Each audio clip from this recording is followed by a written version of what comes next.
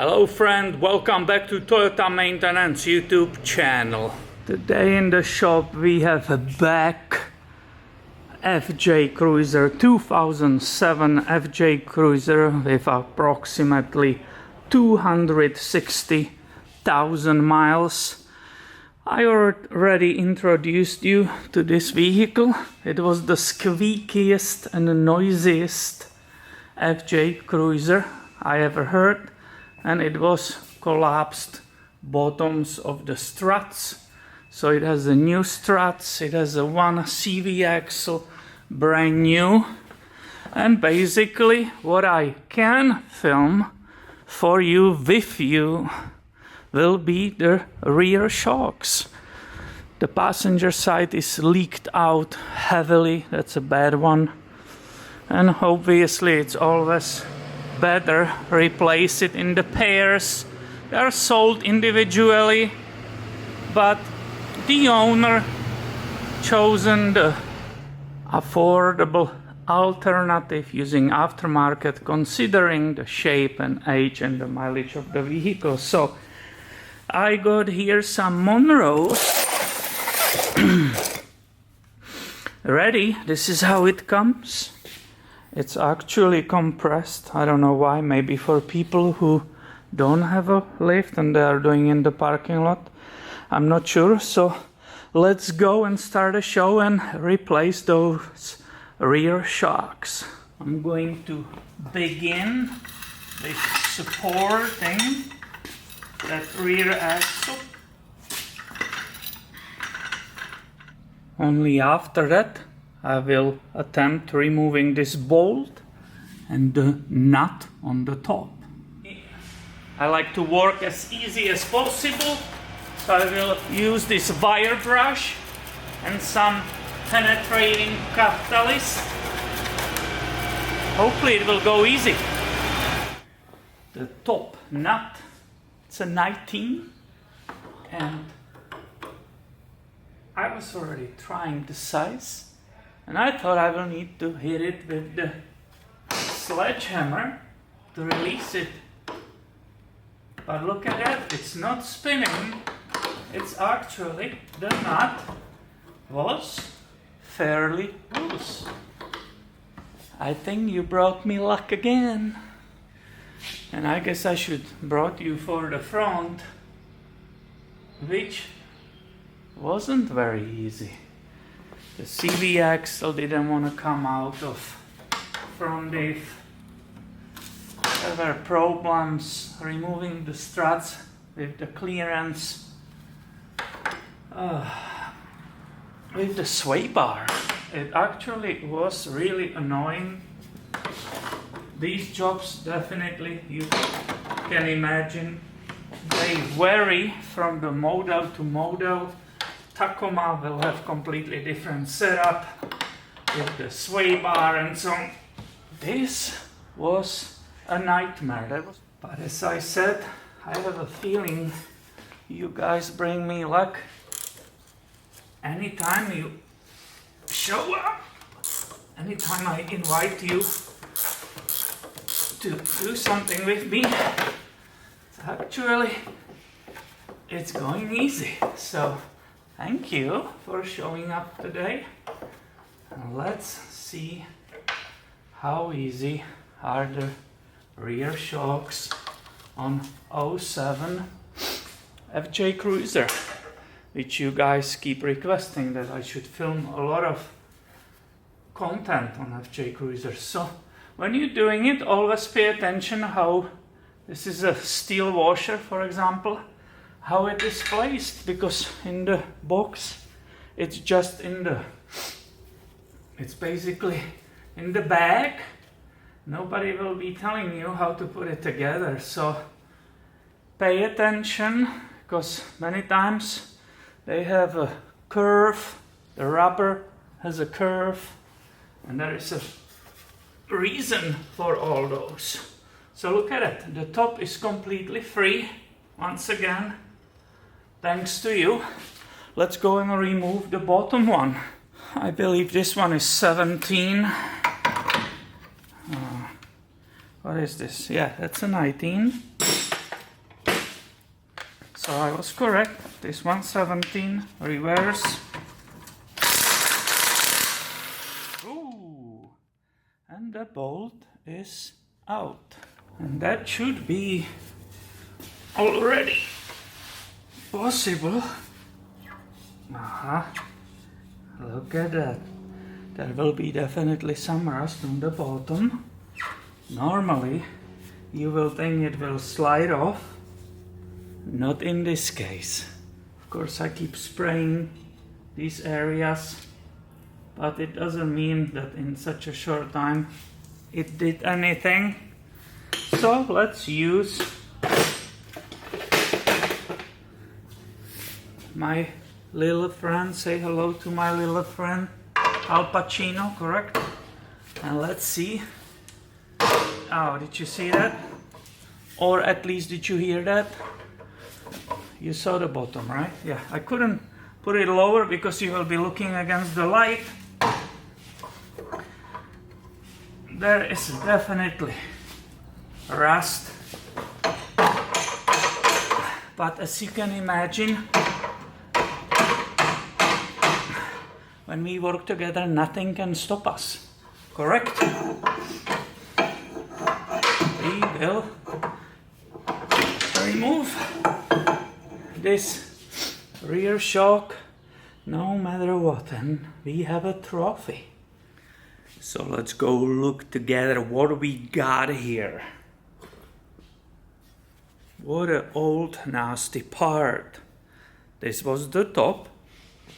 You can see kind of that bushing. It's slightly misplaced. Maybe we can say collapsed, but I will say that spacer cut into that rubber bushing, the washer. It's a steel washer. It's supposed to be aligning stuff. So that's already great. We are replacing it.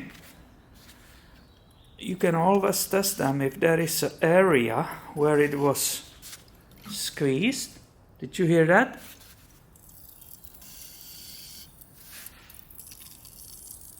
I hope the microphones are taking it. So this one seems to be in pretty good shape beside these damages. And here is the bottom, that's the bracket.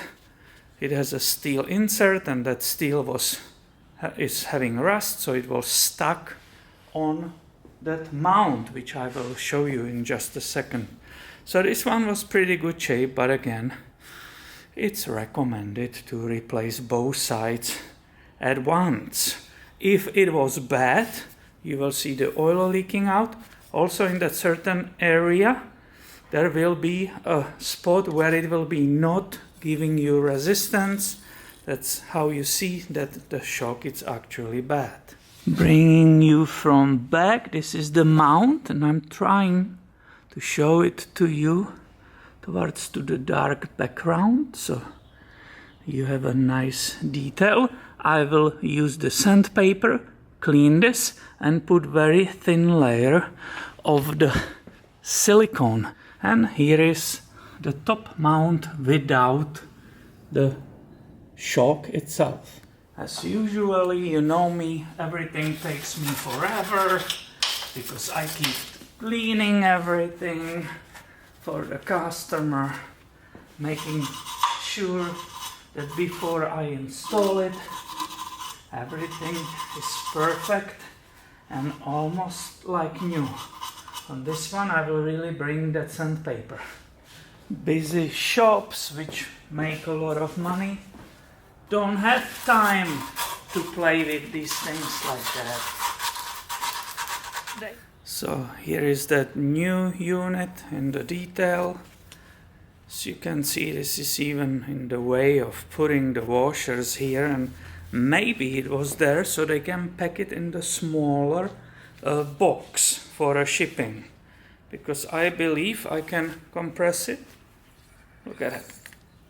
The blue thing gave, and I can remove that. Now the shock is expanding, and I can prepare all the bushings on it for the installation. We have the bottom that's already installed, but we have to create the top. I didn't forget about that silicone, very thin layer on that mount. I put the anti-seize on that lower bolt thread. This is the back of bushing spacers. There is also the top nut, so let's open that. Now there is a detail on those bushings. There is a larger area and smaller. So the smaller will go towards to the shock. So I will put the bottom spacer, and the smaller, as I said, goes towards to it. Why this one goes up? Because that's the opening right here, which you don't see at this second. But it will actually nicely, that part, to center it in that mount. So this whole thing, if you want to have the logo towards to you or whatever, this all turns, so it doesn't matter. Here is the brake, parking brake part.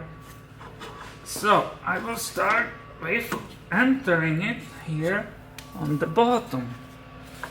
I might need to squeeze this down to nicely get the angle on the bottom, so it will go easily on, or I will bring the rubber mallet. It was actually sitting right next to me. Oh yeah, that was the right angle for it. I have that anti-seize on this bottom bolt, so I can temporarily by the hand install it down here. And I will continue on that upper part. Yep, this should be all the way. So now I will compress it again and insert it up there. And that rubber bushing should nicely center it in that large hole. And now I will use the other one with the larger one down towards to the bottom, and it will keep centering it again, helping center it down. If I have to lower the shock a little bit, well, that's not a problem, as you can see. Nice. And I have a top bushing. The remaining, it's a top steel washer which goes towards to the rubber, that concave, and we have the nut which came with the shock, which goes on top of it. There's not much space, but doable, totally doable. I will not say the fact that the opening is small, it's some kind of big deal. Let's see if it's also 19. Oh, look at it. So easy breezy. As I said, this you can turn around. There will be wheel obviously, so I don't know where the customer will prefer this logo. This has a special, that's a locking nut, so you don't have to put any blue thread locker or anything. Here we said it was 17, so I have a nice large wrench. I put an anti-seize there so it's removable in the future. So again, I don't know what's the torque for it. Nice and snug. Let me give a quick close-up. Look on the details. What do you say? Look, and if you look here, this is absolutely identical procedure. There's no reason to keep filming this side. I hope you find this video helpful or at least entertaining. And please make sure you are subscribed. I have way more coming your way soon. Thank you for watching and have a great day, my friend.